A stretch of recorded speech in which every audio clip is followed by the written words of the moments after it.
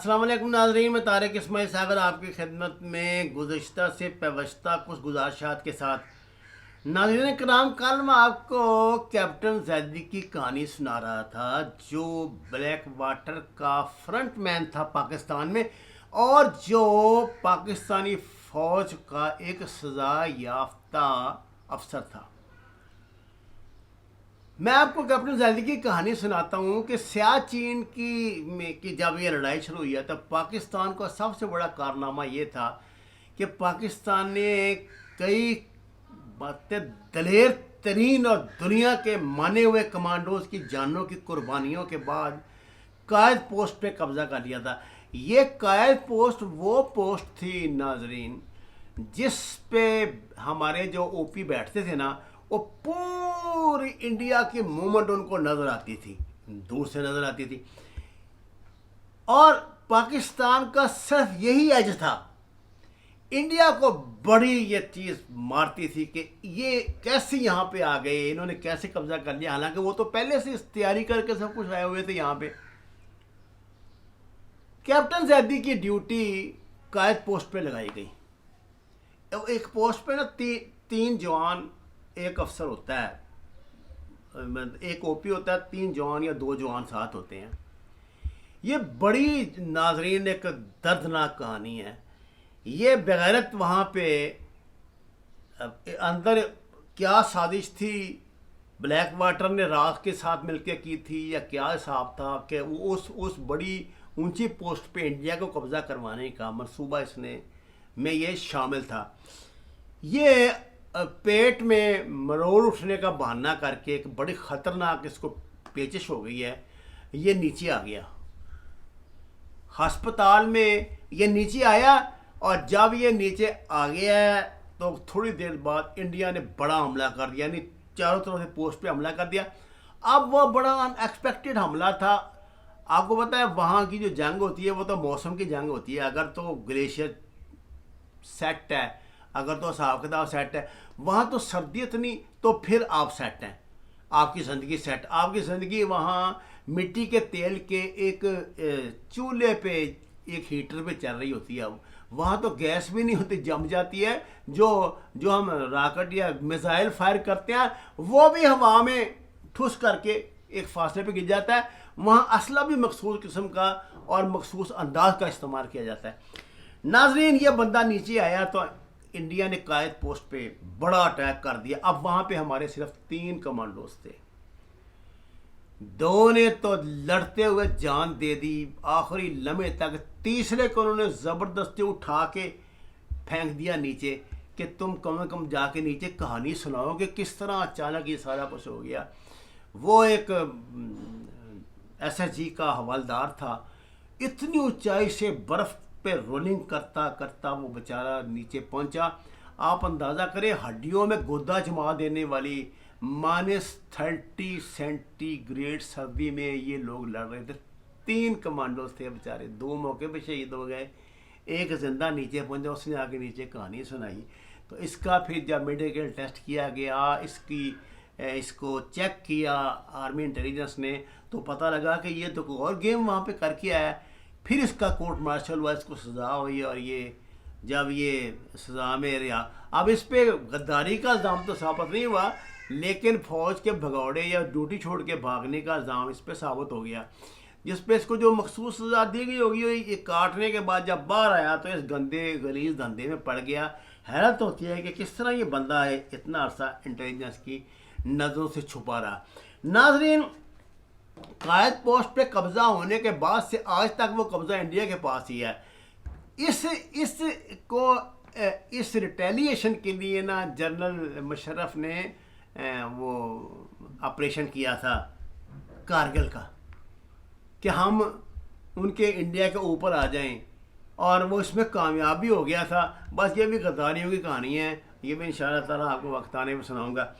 اچھا جی، یہ black water تھی نا، جس کے یہ صاحب آگے فرنٹ فیس بنے ہوئے تھے، اس کے حوالے سے ان دنوں ایک امریکی صحافی نے انکشاف کیا تھا کہ القاعدہ کے لیڈروں پہ حملے کے لیے نا پاکستان افغانستان کے خفیہ مقامات سے جو ڈرون اڑائے جاتے ہیں، اور ڈرون و القاعدہ کے لیڈروں پہ کیا حملے کرتے ہیں، وہ تو بچوں کے دینی مدارس پہ حملے کرتے تھے اور بے گناہ لوگوں پہ حملے کرتے ہیں. ان دنوں پتہ نا آپ کو ڈرون کا ایک طوفان آیا ہوا تھا. تو بتایا یہ گیا کہ اس جو صحافی تھا نا جناب، ان کی کتاب کا نام بلیک واٹر ورلڈ وائڈ، اور یہ جو صحافی ہیں یہ ہیلیفر مشلس ان کا نام ہے. انہوں نے جناب یہ کہا کہ 500 پاؤنڈ وزنی بم جو تھا نا وہ یہ گرواتے تھے، یہ بلیک واٹر زی جو ہے گروایا کرتی تھی. یہ ساری ڈرون کی جتنے تھے نا ان کے پیچھے یہ تھی. اچھا جی، امریکن سینٹ میں اس پہ بڑی بحث ہوئی. وہ تو وہاں پہ یہ بھی سامنے آیا ہے کہ $700 ملین کی خطیر رقم صدر اوباما نے اپنے فنڈ سے ان کو ادا کی تھی، یعنی اپنے فنڈ سے ان کو دی تھی بلیک واٹر کو. ویسے امریکن حکومت اس کو اپنی فوج کا حصہ نہیں مانتی، لیکن دنیا میں جتنی گندی غلیظ ترین کاروائیاں کروائی جاتی ہیں یہ سب بلیک واٹر کرتی ہیں، یعنی زی، اب اس کو زی کہتے ہیں، کرتی ہے. اچھا صاحب، اسی طرح اس نے بلیک واٹر نے، آپ کو پتہ پاکستان میں بھی ان دنوں میں یہ لوگ دندناتے پھرتے، لاہور کی سڑکوں پہ یہ پولیس سے ٹکرا جاتے تھے. اسلام آباد میں تو ان کا معمول تھا اور کوئی ان کا کچھ نہیں بگاڑ سکتا تھا. یہ اسلام آباد میں کے ایک سیکٹر میں 300 کرائے کے گھر یعنی وزیر اعظم یوسف رضا گیلانی کے آرڈر پہ ان کو فراہم کیے گئے تھے رہنے کے لیے. اتنی تعداد تھی ان کی. یہ لوگ جب آتے تھے نا پاکستان میں تو امریکن جہاز میں بیٹھ کے آتے تھے، پرائیویٹ جہاز میں، جہاز لینڈ کیا، وہ ادھر امیگریشن کی طرف آتے ہی نہیں تھے. ان کا دروازہ ہی علیحدہ بنایا ہوا تھا، وہاں سے نکل کے باہر دندناتے پھر رہے ہیں، پاکستان میں کاروائیاں کرتے پھر رہے ہیں. یہ وہ لوگ ہیں جن کو حسین حقانی بغیر وجہ کے ٹھکا ٹھک ویزے جاری کر رہا تھا. 3000 ویزے دبئی سے جاری کروائے گئے ان کے لیے. یعنی دیکھیں نا، آنا انہوں نے امریکہ سے، ویزے دبئی کا ہمارا سفارت خانہ جاری کر رہا ہے. یہ ایک بڑی پھیلی ہوئی سازش تھی. میں آپ کو آج میں ڈھونڈ رہا ہوں، مجھے وہ ٹائٹل مل جائے، میں آپ کو بتاؤں گا کہ 2015 میں پاکستان کو ختم کرنے کا انہوں نے کیا منصوبہ بنایا تھا. ابھی میں آپ کو نا اس جو انڈین جس پرچے میں شائع ہوا تھا اس کا فرنٹ پیج کی پوری تصویر آپ کو انشاءاللہ تعالی ہم اس میں دکھائیں گے، اس پہ پڑھ لیجئے. 2015 میں اپنی دانش میں پاکستان کو ختم کر چکے تھے. اللہ تعالیٰ ہمیں محفوظ رکھے خاک میں بدھن، نعوذ باللہ.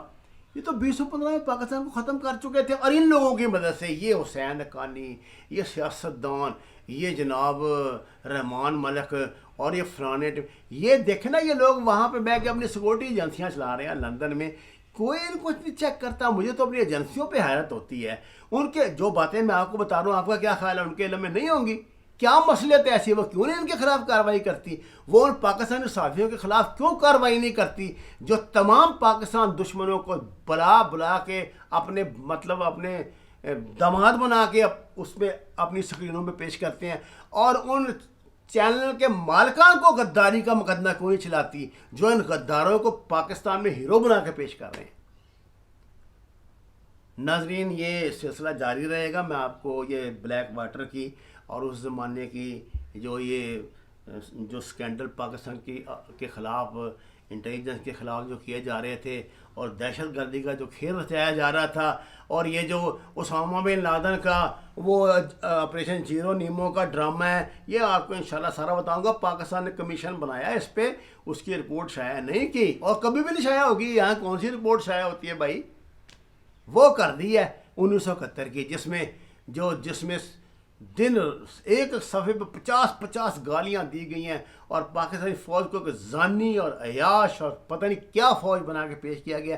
کسی کو نہیں پتا. وہ بنگالی وہ تھا جسٹس حمود الرحمان جو تھا، اور کیا رپورٹ ہے، کیا کچھ ہے، آج تک یہ اس کو لے کے ماتم کر رہے ہیں. ناظرین، میرا آفیشیل چینل آپ سے درخواست ہے اس کو سبسکرائب کریں، شیئر کریں، اور اس سفر میں، سچائی کے سفر میں میرا ساتھ دیں. آپ کا بہت شکریہ.